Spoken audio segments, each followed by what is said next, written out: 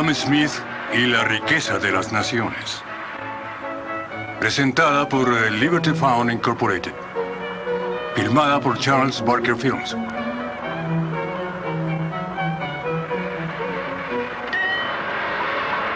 Si observamos las comodidades de que goza cualquier trabajador en una sociedad civilizada y próspera, nos daremos cuenta de que la cantidad de personas cuyo trabajo, por mínimo que sea, fue necesario para proporcionarle esas comodidades, supera todo cálculo. Por ejemplo, el abrigo con que se cubre el obrero es resultado del trabajo conjunto de un gran número de artesanos. El pastor, el esquilador de ovejas, el clasificador y el peinador de lana, el hilador, el tejedor, el batanero, el sastre y muchos otros tuvieron que conjuntar sus habilidades para convertir en realidad ese producto casero. Además, ¿cuántos comerciantes y transportistas intervinieron para llevar los materiales de algunos de esos trabajadores a otros que con frecuencia se encontraban en el otro extremo del país? ¿Cuánto comercio y en este caso cuánta navegación? ¿Cuántos astilleros, marineros, cordeleros intervinieron solo para reunir las diferentes sustancias que necesitó el tintorero y que posiblemente le llegaron de los rincones más apartados del mundo? Así, ¿cuán variada mano de obra se necesitó para producir las herramientas del más humilde de estos artesanos? En una sociedad bien gobernada, es la enorme multiplicación de lo que producen todas estas artes diferentes como resultado de la división del trabajo, lo que ocasiona ese bienestar universal que se extiende hasta los niveles más bajos de la población. Las palabras que acabamos de escuchar provienen de La riqueza de las naciones, libro escrito por Adam Smith y publicado en 1776, que se considera una de las obras más importantes jamás escritas. Adam Smith fue un crítico incisivo del pensamiento y las prácticas económicas que prevalecían en sus tiempos, un conjunto desordenado de ideas y acciones al que él llamó el sistema mercantilista. Los mercantilistas tendían a calificar la riqueza de una nación por el tamaño de sus reservas de oro y con la prosperidad de una clase privilegiada de comerciantes. Smith afirmaba que la riqueza de una nación no debía medirse por su oro, sino por los bienes y servicios reales que ponía a disposición de toda su población y no solo de unos cuantos. Los mercantilistas proponían que la riqueza de una nación se lograba mediante el control gubernamental de todos los aspectos del comercio, tanto nacional como con el extranjero. Smith arguía que la riqueza de una nación se lograba liberando lo más posible a los individuos de tales controles, es decir, aplicando lo que él dio en llamar el sistema de libertad natural. Según Smith, bajo ese sistema, los individuos estarían en libertad de participar en esas dos grandes actividades promotoras de la riqueza, la división del trabajo y la acumulación de bienes o de capital, como lo llamamos hoy en día. Cuando un hombre cuenta con bienes suficientes para vivir durante meses o años, por naturaleza se esforzará por extraer un ingreso de la mayor parte de ellos, reservándose solo lo necesario para cubrir sus necesidades inmediatas, en tanto empiezan a llegarle los réditos esperados. Esa parte de la que espera recibir ingresos se llama su capital. La persona que invierte sus bienes para crear trabajo, por fuerza espera emplearlos de manera que le produzcan la mayor cantidad posible de lo que sea. En consecuencia, se esforzará por realizar la distribución más apropiada del trabajo entre sus obreros y en dotarlos con la mejor maquinaria que pueda inventar o comprar. Sin embargo, para Smith, todas estas actividades no eran un fin en sí mismas. El consumo es el único fin y el propósito fundamental de toda producción, y el interés del productor debe centrarse en cuidar solo aquello que sea necesario para satisfacer al consumidor. Para atender los intereses de los consumidores, ¿debe permitirse a los individuos realizar sus actividades con libertad y en paz?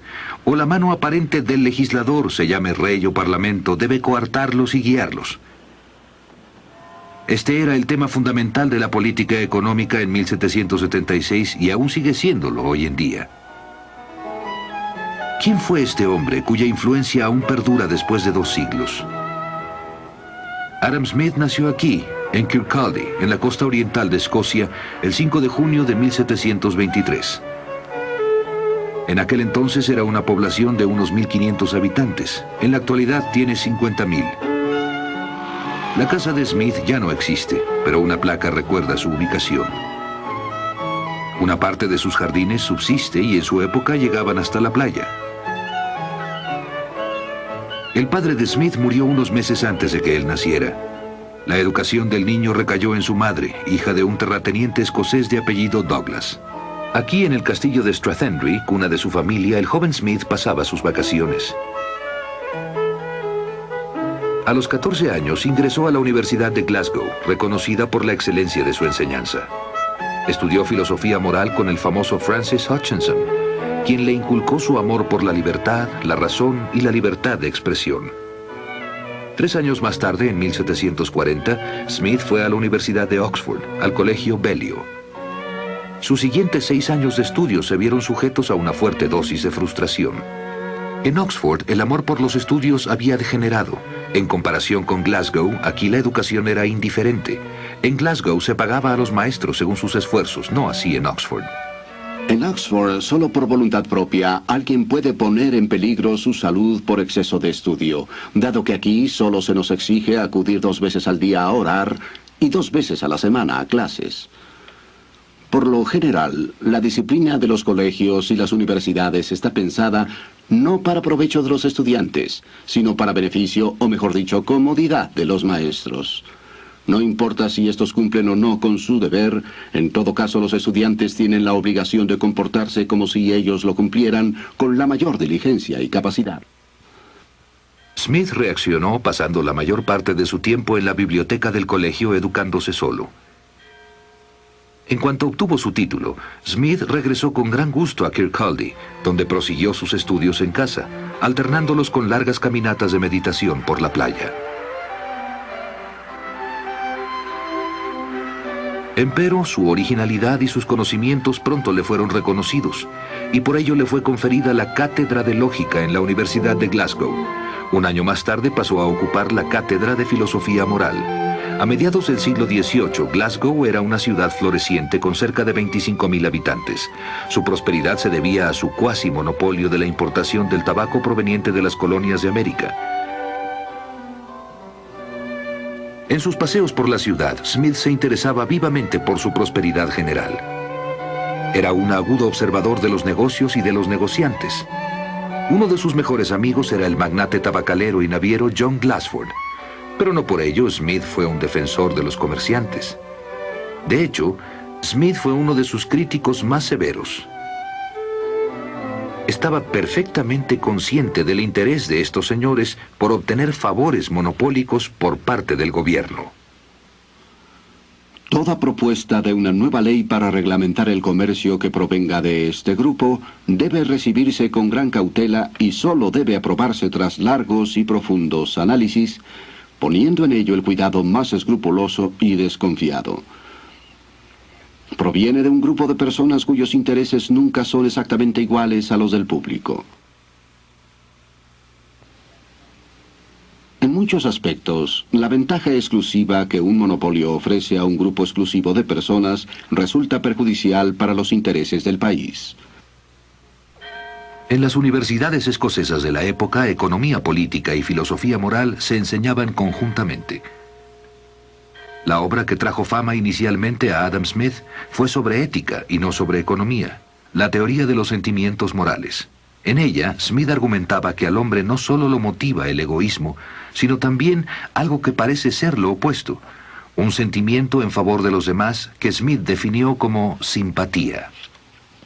Por mucho que se pretenda calificar de egoísta al hombre, es evidente que en su naturaleza existen ciertos principios que lo llevan a preocuparse por los demás y que hacen que el bienestar ajeno le sea necesario, aunque lo único que obtenga de ello solo sea el gusto de observarlo. La psicología de Smith consideraba que el hombre estaba sujeto a la interacción entre 2 tendencias complejas y complementarias, egoísmo y generosidad. El libro surgió de sus clases en la universidad y fue sumamente bien recibido. Uno de sus alumnos, James Boswell, comentó: Los sentimientos del señor Smith son notablemente profundos y bellos. Su carácter es en verdad amable.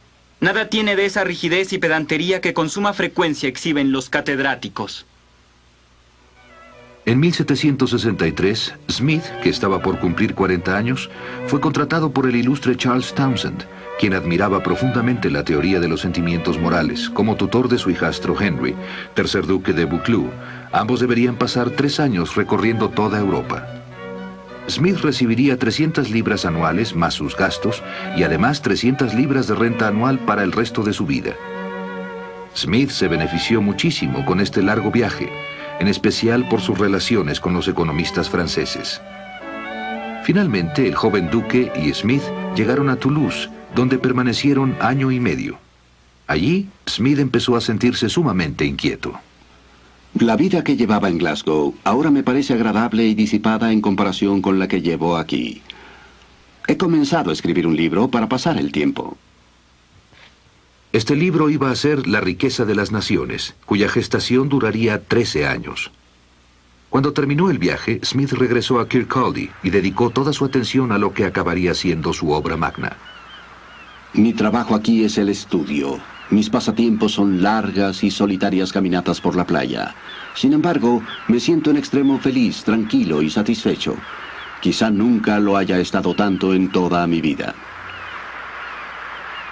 Pero habrían de transcurrir otros 12 años antes de que el libro estuviese listo para imprimirse. Durante todos esos años de trabajo, Smith no descuidó su amplio círculo de amigos. Se reunía con David Hume y se escribía con Benjamin Franklin. Smith formó parte del círculo del Dr. Johnson, junto con Boswell, que fuera su alumno, Garrick el actor, Goldsmith el dramaturgo, el estadista Edmund Burke, el pintor Sir Joshua Reynolds y Robert Adam el arquitecto. Sus amigos lo instaban constantemente a que terminara su libro. Por fin, el 9 de marzo de 1776, el libro salió de las prensas y de inmediato fue aclamado, lo mismo en Gran Bretaña que en el resto de Europa. En los Estados Unidos de Norteamérica, la riqueza de las naciones fue estudiada con todo cuidado por líderes políticos, por John Adams, primer vicepresidente y segundo presidente del país. Las ideas meditadas durante 25 años habían cristalizado. Las primeras frases con que inicia La riqueza de las naciones ofrecen una magnífica relación de las consecuencias debidas a la especialización de la producción. El mayor avance de los poderes productivos de la mano de obra, así como gran parte de la capacidad, destreza y buen juicio con las cuales se dirige o aplica, parece ser los efectos de la división del trabajo. En la sociedad mercantil en su conjunto, los efectos de la división del trabajo podrán comprenderse mejor si se examina la forma en que funciona en ciertas industrias en particular. Analicemos como ejemplo algo tan simple como las actividades de un fabricante de clavos. Dada la forma en que actualmente se maneja este negocio, no solo todo el trabajo es una actividad singular, sino que se le ha dividido en toda una serie de operaciones, de las cuales muchas son a su vez actividades singulares. Un primer obrero estira el alambre, otro lo endereza, un tercero lo corta, un cuarto le hace la punta, un quinto lima el extremo donde irá la cabeza. Si armarlos es una actividad singular, pulirlos no lo es menos. Y de esta manera la parte medular de la fabricación de clavos se divide en unas 18 operaciones distintas. Esta división del trabajo no tuvo su origen en la genialidad de algún ser humano que previó y se propuso alcanzar el bienestar general al que se da lugar. Es la consecuencia necesaria, si bien muy lenta y gradual, de cierta inclinación de la naturaleza humana que no pretende tales beneficios. La propensión a trocar, permutar e intercambiar una cosa por otra.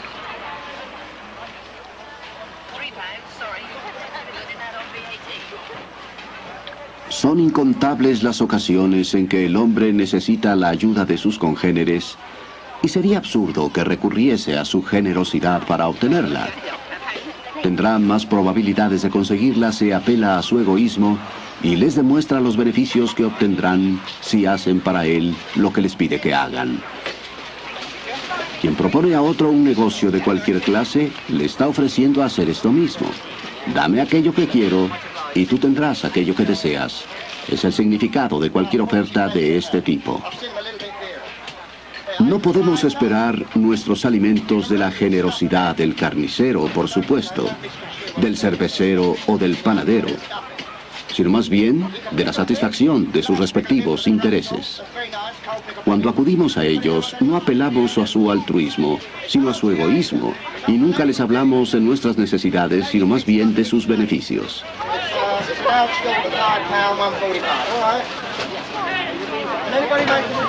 Todo individuo no cesa de buscar la inversión más rentable para el capital con que cuenta, y lo que tiene en mente es su propio beneficio y no el de la sociedad. Pero en esto, como en muchas otras cosas, una mano invisible le conduce hacia un fin que no forma parte de sus propósitos personales.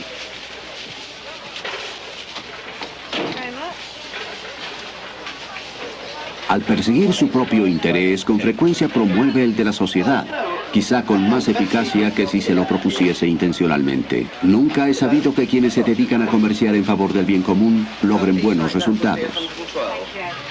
Smith arguye que en el sistema de libertad natural, el interés personal de cada individuo funcionando a través de la división del trabajo y la acumulación de capital genera beneficios para toda la sociedad. También argumenta que el libre mercado es, de hecho, un mecanismo ingenioso que se regula a sí mismo mediante las acciones recíprocas de la oferta y la demanda. Cuando el precio de cualquier mercancía no es inferior ni superior a lo suficiente para pagar la renta de la tierra, los salarios de los trabajadores y las utilidades del capital invertido para obtenerla, prepararla y llevarla al mercado, de acuerdo con sus tasas naturales, dicha mercancía se venderá a lo que podría llamarse su precio natural, o por lo que realmente le cuesta a la persona que la lleva al mercado. You'll have no trouble. You'll sell them easy enough. These plums are terrific value now compared to other food. Now, you generally shift a few of those. There's Debbie Oaters as well. They're a bit cheaper. £2 for 5s, £2.10 for 6s. All in lovely travelling hard condition. Some Marlow potatoes. Pots. Very, very short. Selling fast. What else, El precio real al que normalmente se vende una mercancía se conoce como su precio de mercado. Puede ser superior, inferior o el mismo que su precio natural. Cuando la cantidad de cualquier mercancía que se ofrece en el mercado es inferior a la demanda que genera, de inmediato dará origen a una competencia y el precio del mercado se elevará más o menos por encima del precio natural. Cuando la cantidad de cualquier mercancía que se ofrece en el mercado es superior a la demanda real, el precio del mercado caerá más o menos por debajo de su precio natural.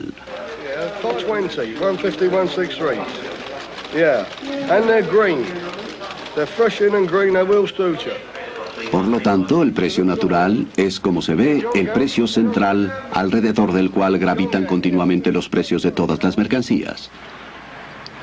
El precio de monopolio es en cualquier circunstancia el más alto que puede cobrarse. Por el contrario, el precio natural o precio de libre mercado es el más bajo que puede pedirse.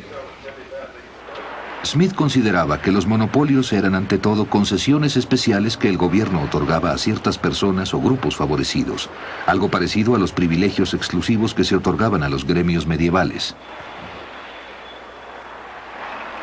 La pretensión de que los gremios son necesarios para la buena regulación del comercio no tiene ningún fundamento. Quien sepa cómo fabricar un producto en una forma adecuada puede realizarlo en los suburbios y después introducirlos en secreto a la ciudad lo mejor que pueda. Otro ejemplo sobresaliente era el sistema colonial británico, que funcionaba esencialmente en favor de los intereses particulares de ciertos comerciantes británicos. Los comerciantes de Inglaterra solicitaron al Parlamento que en el futuro limitara a los agricultores de América a comerciar exclusivamente con ellos, obligándolos primero a comprar en Europa todos los bienes que necesitaran y segundo, a vender a dichos comerciantes las cantidades de mercancía que estos consideraran conveniente comprarles. Gran Bretaña prohíbe en forma terminante la construcción de hornos de fundición en todas sus colonias de América. Se opone a que sus colonos se dediquen a estas actividades especializadas, ni siquiera para su propio consumo, pero insiste en que compren a sus comerciantes y fabricantes todos los bienes de este tipo que necesiten. Prohibir a un gran pueblo que saque el mayor provecho de cada partida de sus propias mercancías o que emplee su capital y sus conocimientos en la forma que estime más conveniente para sus intereses es una violación manifiesta de los derechos humanos más sagrados.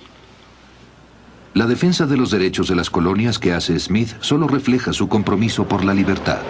El sistema de libertad natural, obvio y sencillo, se instaura espontáneamente cuando se eliminan todos los sistemas preferenciales o restrictivos.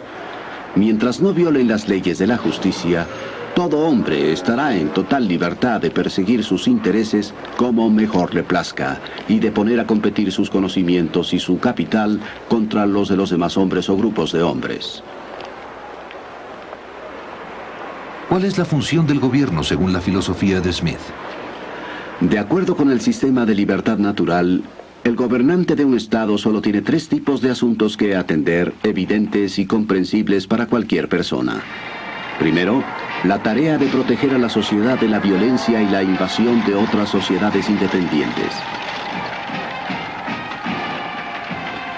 Segundo, la tarea de proteger a todo miembro de la sociedad de la injusticia o la opresión de todos los demás miembros de la misma.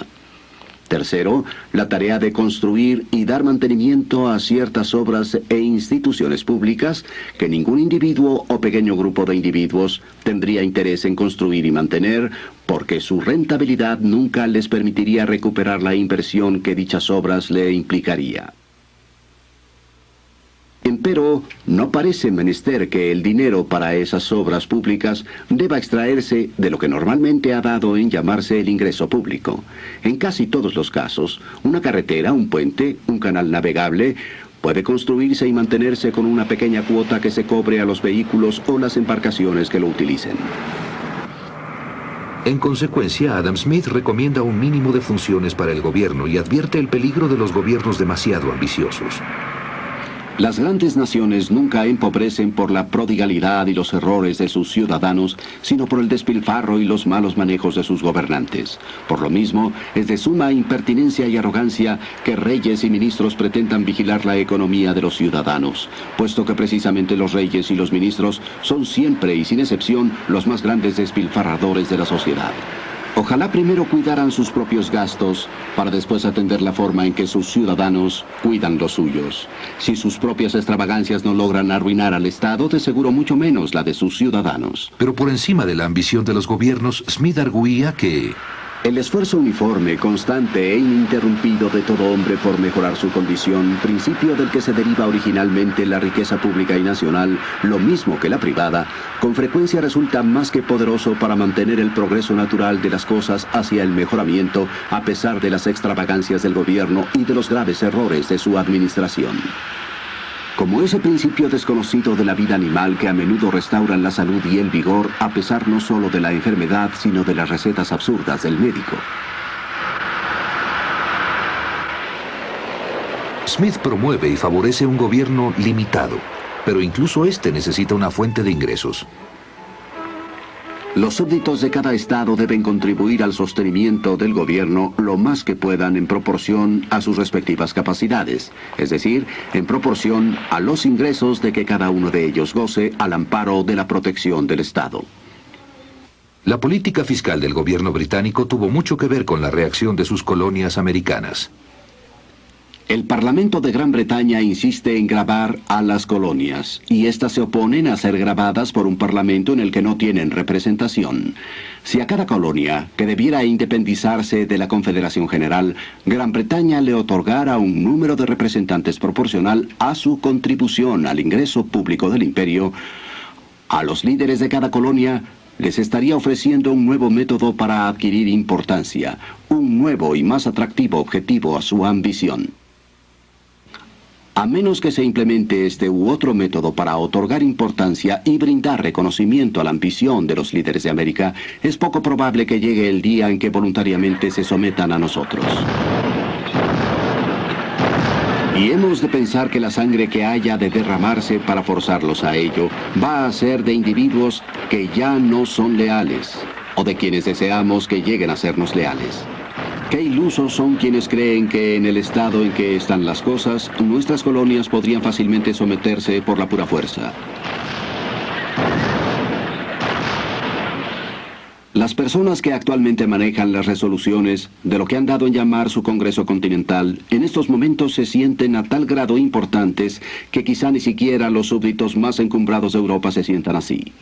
De tenderos, comerciantes y abogados han pasado a ser hombres de Estado y legisladores, y están dedicados a establecer una nueva forma de gobierno para un imperio extenso que se jactan habrá de convertirse, y que de hecho tiene todos los visos de lograrlo, uno de los más grandes y formidables que haya habido en el mundo.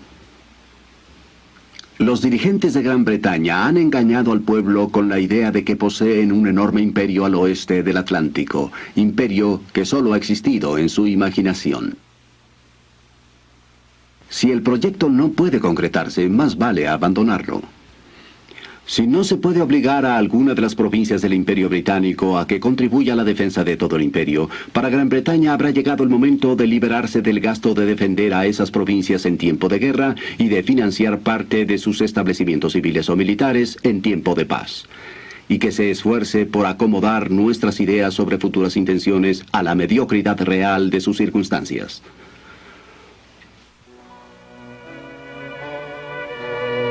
Adam Smith vivió sus últimos días en Edinburgh, en esta casa. En el verano de 1790 su salud decayó, y un domingo por la tarde se dio cuenta de que ya no podía seguir sentado con sus viejos amigos como siempre. Al retirarse a la cama se despidió de ellos con estas palabras. Caballeros, creo que debemos aplazar esta reunión para otro lugar. Unos días más tarde, el 17 de julio, falleció. El mayor monumento conmemorativo de Adam Smith está en sus libros. Los temas relevantes sobre los que escribió en 1776 siguen siendo importantes e igualmente acuciantes para el mundo de hoy. El hombre orientado a los sistemas parece imaginar que puede acomodar a los diferentes miembros de una gran sociedad con la misma facilidad con la que una mano coloca las distintas piezas sobre el tablero de ajedrez. No toma en cuenta que las piezas no tienen otro principio de movimiento que el que la mano ejerce sobre ellas. Pero en el gran tablero de ajedrez de la sociedad humana, cada una de las piezas posee un principio de movimiento propio que en nada se parece al que el legislador quiere ejercer sobre ellas. El esfuerzo natural de cada individuo por mejorar su condición cuando se le permite actuar con libertad y seguridad es un principio tan poderoso que por sí solo y sin ninguna ayuda podría lograr la riqueza y la prosperidad de la sociedad y hasta vencer los cientos de obstáculos impertinentes con que la locura de las leyes humanas con tanta frecuencia trata de obstaculizar su realización.